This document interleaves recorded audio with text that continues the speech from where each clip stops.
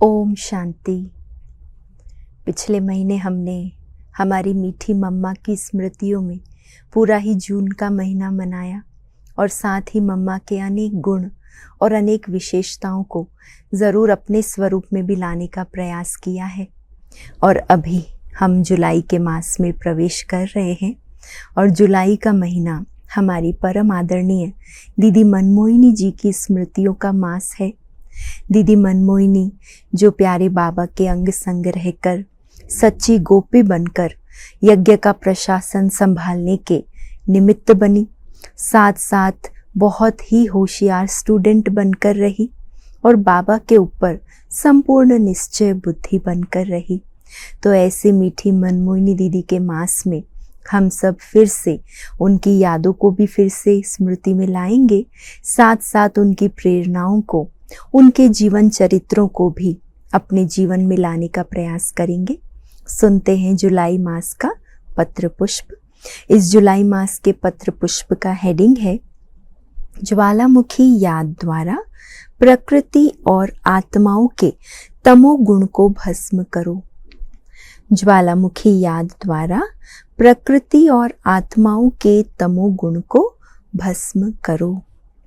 प्राण प्यारे अव्यक्त मूर्त मात पिता बाप दादा के अति स्नेही, सदा अपनी रूहानी शान में रहे सर्व की परेशानियों को समाप्त करने वाले, संगठित रूप में मन बुद्धि की एकाग्रता द्वारा पावरफुल योग के वाइब्रेशन चारों ओर फैलाने वाले, निमित्त टीचर्स बहने तथा देश विदेश के सर्व ब्राह्मण कुल भूषण भाई बहने, ईश्वरीय स्नेह संपन्न मधुर याद स्वीकार करना जी।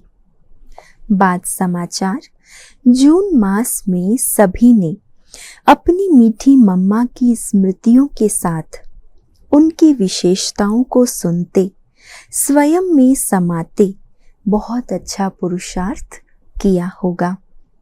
अभी ये जुलाई मास अपनी मीठी दीदी मनमोहिनी जी की स्मृति का मास है। दीदी जिनका नाम ही गोपी था, वे सदा बाबा के स्नेह में समाई रहती थी।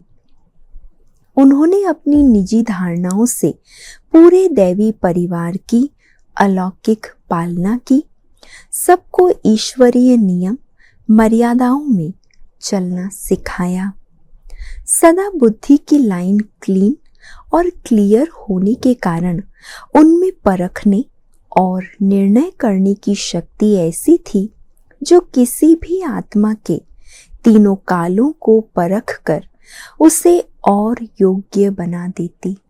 इतनी बुद्धि की लाइन दीदी की क्लीन और क्लियर रहती थी। तो आज इस पत्र के साथ आपके पास मनमोहिनी दीदी जी की विशेषताएं और उनके द्वारा मिली हुई मधुर शिक्षाओं की कुछ पॉइंट्स भेजी जा रही है जो आपको तीव्र पुरुषार्थ में बहुत मदद करेंगी। वैसे अभी यह जुलाई अगस्त मास भारत के मौसम अनुसार सब तरफ बरसातें होती है। ऐसे समय पर हर एक सेवा स्थान पर योग भट्टियों के ही कार्यक्रम चलते हैं। अभी वर्तमान समय प्राण प्यारे बाप दादा का विशेष इशारा है कि बच्चे, अब आपका योग ज्वाला स्वरूप शक्तिशाली लाइट माइट हाउस से संपन्न चाहिए। योग कैसा हो? ज्वाला स्वरूप शक्तिशाली लाइट माइट हाउस से संपन्न चाहिए, जिससे ही प्रकृति और आत्माओं का तमोगुण भस्म होगा। इसके लिए अपने ऊंचे स्वमान की स्मृति की सीट पर स्थित हो शक्तिशाली योग द्वारा पवित्रता की लाइट माइट चारों ओर फैलाओ।